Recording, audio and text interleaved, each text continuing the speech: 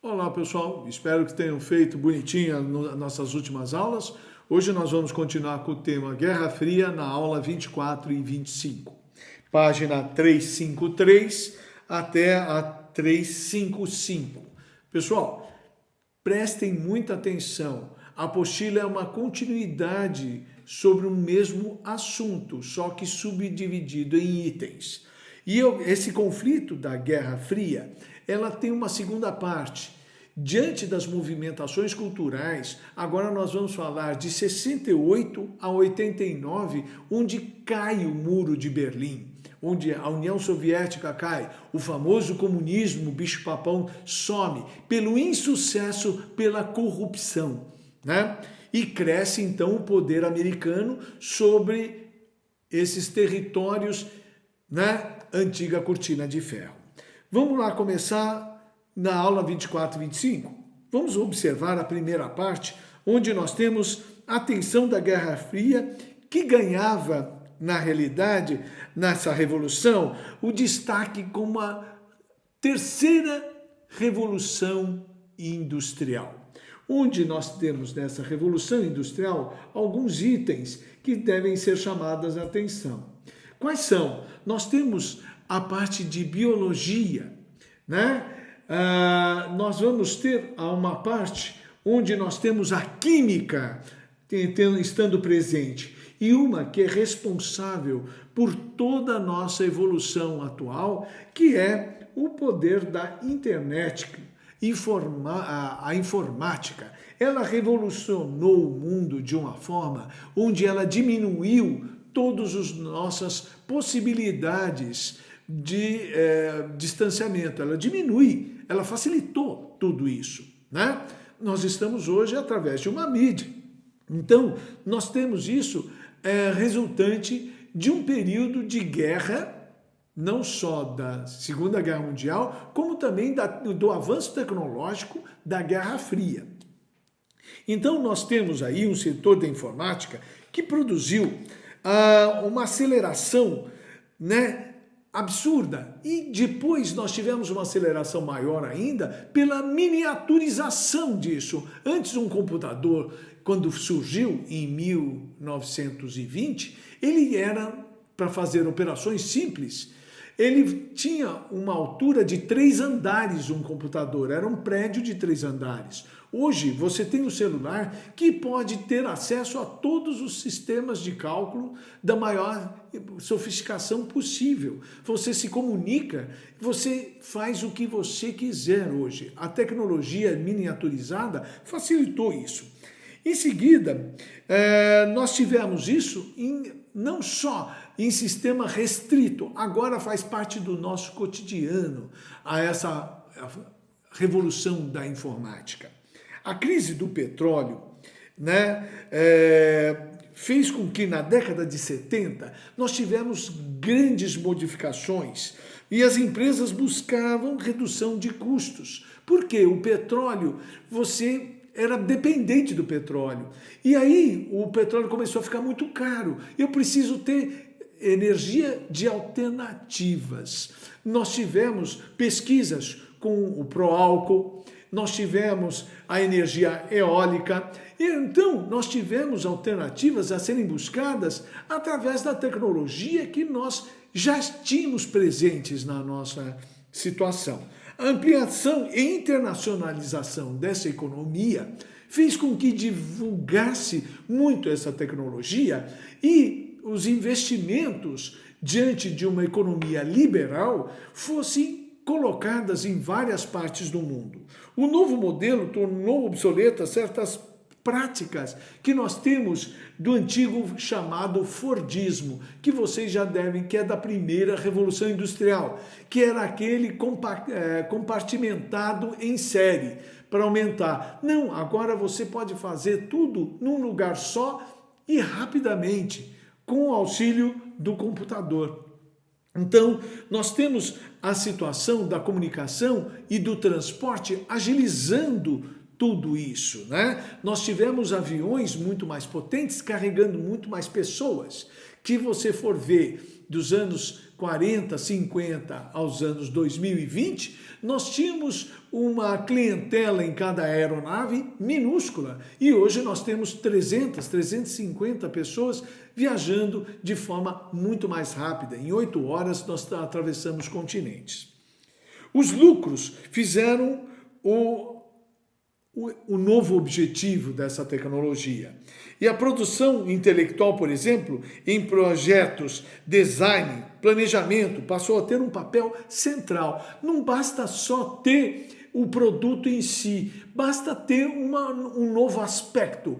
Ou seja, ele anexou o projeto de praticidade, não só a pessoa ser jovem, como ser atual, moderno, mas eu também tenho um estilo. Então o estilo passou. Então você tem design em modas, design de interiores, design como arquiteto, casas com desenhos totalmente modernizados, com tecnologia avançada. Temos até as casas inteligentes. Então nós temos na década de 80, iniciou o neoliberalismo, ou seja, que almejava a presença do Estado na economia. O que almejava a redução do Estado na economia? Ou seja, o poder liberal fazia com que o poder dos industriais e da força produtiva do país fizesse a sua função, a sua produção, e caberia ao Estado não só participar disso. O neoliberalismo ficava no controle do que pudesse acontecer. Por exemplo, se você tem hoje vários serviços de telefonia, você tem uma central que você pode ligar e dizer que aquele serviço X não está contento. Esse órgão regulador do governo vai direto cair nos órgãos que estão com essa concessão de telefonia ou qualquer um. Nós temos órgãos de defesa ao consumidor que também fazem do governo um mediador dizendo, olha, esse preço está um pouco abusivo na sua situação. Ou seja, você tem até os projetos aí do que hoje está pesando, e é o anúncio de dia, que é o Covid-19, nós temos os planos de saúde sendo não cumpridos. Então o PROCON entra como juiz nisso, como não pode cumprir. Então o neoliberalismo é isso, o Estado fazendo o seu papel regulador e os empresários fazendo o seu papel de produção. Então nós temos aqui mudando mais ainda nos anos 2000, iniciou-se uma crise econômica mundial, a quebra de várias instituições de crédito, onde começaram a volatilizar, ou seja, dinheiro que era empregado em determinados países saíam rapidamente por causa do advento do computador para ser investido ou suprir a perda dos países que precisavam mais do dinheiro novamente. Então forma uma crise mundial, né? Onde, para se defender, nós tivemos aqui mecanismos de defesa como o euro nos anos 2000 e nós tivemos o Mercosul para defender o mercado da América do Sul. Ou seja, não estou questionando o mérito, mas eu estou questionando os mecanismos de defesa que isso faz, onde bancos podem ameaçar falência e os estados que vão investir nos seus bancos de próprio país para evitar falência e crise dentro do seu próprio país, né?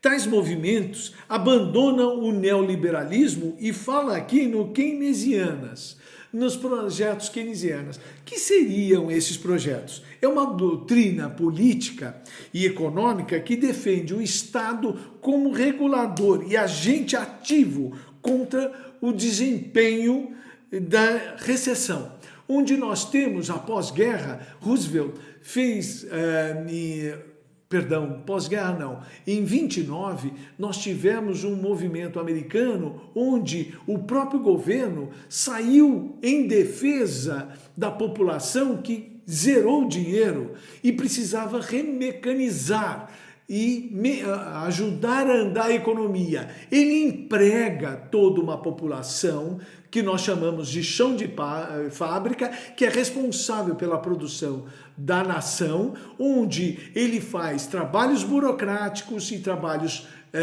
também de mão de obra nas ruas, onde eles vão gerar consumo e vão começar a funcionar todas as áreas da economia em consequência desse movimento, onde o Estado investe, onde o Estado monta um projeto de empregos públicos para gerar renda, gerando renda, gera consumo. E aí, o Bloco Socialista, na segunda parte, está também atravessando um outro período simultâneo ao nosso. A partir da década de 60, ficava claro que o Bloco Socialista na Europa Oriental só seria mantido à força e mobilizava os pacifistas dos Estados Unidos em virtude da Guerra do Vietnã. Ou seja, nós temos um movimento europeu mostrando, junto com o governo socialista, que a Guerra do Vietnã não é legal. Porque é uma coisa de armas. A indústria de armas está seguindo pelo neoliberalismo e pelo mercado liberalista e capitalista. Chega no fim, em 75, essa guerra, graças a Deus. E o Vietnã definitiva a separação do Vietnã do Norte e do Sul.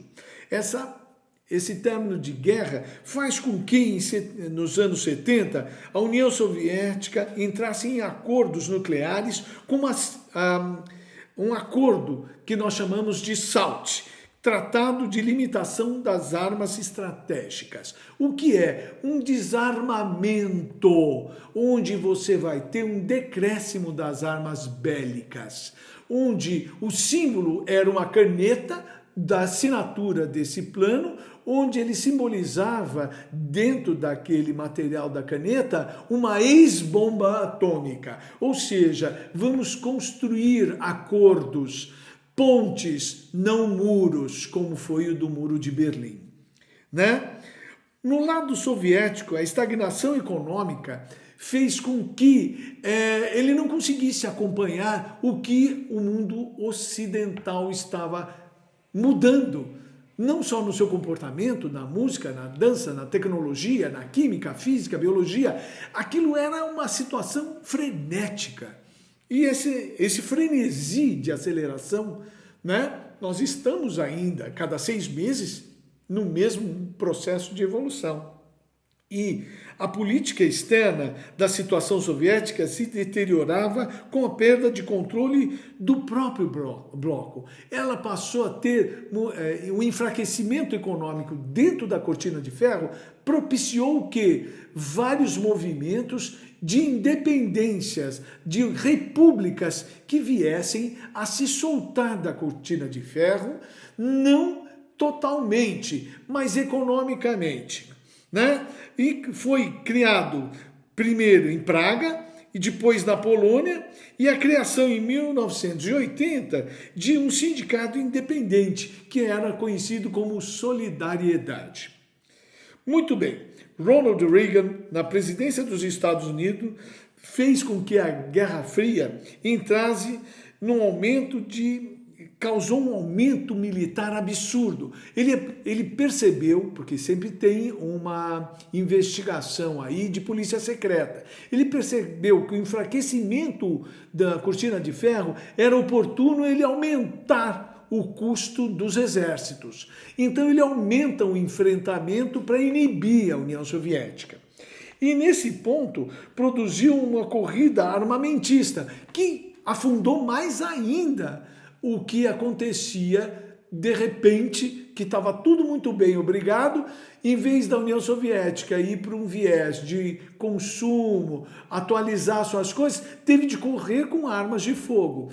Mas ele não tinha fôlego para isso. E aqui vocês vão ver que a partir de 85, Mikhail Gorbachev propôs um conjunto de reformas para alterar rumos econômicos e políticos da União das Repúblicas Soviéticas.